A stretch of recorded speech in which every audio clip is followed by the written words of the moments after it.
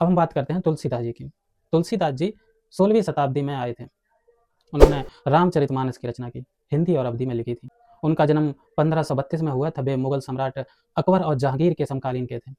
तुलसीदास जी का जीवन भी बड़ी कठिनाइयों भरा था। कहा जाता है वे अपनी पत्नी रत्नावली से बहुत प्रेम करते थे। एक बार जब वे रत्नावली से मिलने गए तो उन्होंने तुलसीदास जी को धिक्कारा और कहा, जितना प्रेम तुम मुझसे करते हो उससे आधा श्री रामचंद्र जी से करते तो शायद तुम्हारा जीवन सफल हो जाता। इस घटना से तुलसीदास जी ने गृह त्याग दिया और अपना सारा जीवन भगवान श्री रामचंद्र जी के भक्ति में समर्पित कर दिया।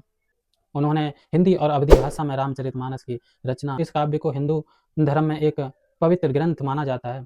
इसके अलावा उन्होंने हनुमान चालीसा, विनय पत्रिका, कवितावली और दोहावली जैसे कई प्रसिद्ध रचनाएं भी की। तुलसीदास जी ने रामचरित मानस में भगवान रामचंद्र जी को पूर्ण अवतार पुरुष और ईश्वर के रूप में चित्रित किया। उनकी रचना भक्ति पर आधारित है। इसमें रामचरित की महिमा और उनकी लीलाओं, भक्ति के महत्व पर जोर दिया गया। वाल्मीकि जी ने जो रामायण लिखी थी वो संस्कृत में, जबकि तुलसीदास जी ने हिंदी और अवधी में लिखी थी। वाल्मीकि जी रामचंद्र जी के समकालीन के थे, जबकि तुलसीदास जो 16वीं शताब्दी में आए थे। वाल्मीकि जी ने रामचंद्र जी को एक आदर्श मानव के रूप में प्रस्तुत किया, जबकि तुलसीदास जी ने एक ईश्वर और अवतार के रूप में महिमा मंडित किया।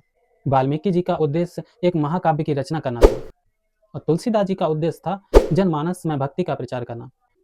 और वाल्मीकि जी ने रामायण की नींव तो रखी, जबकि तुलसीदास जी ने उसे भक्ति और लोक कल्याण के रूप में रंग रंग कर जग जग तक पहुंचाया।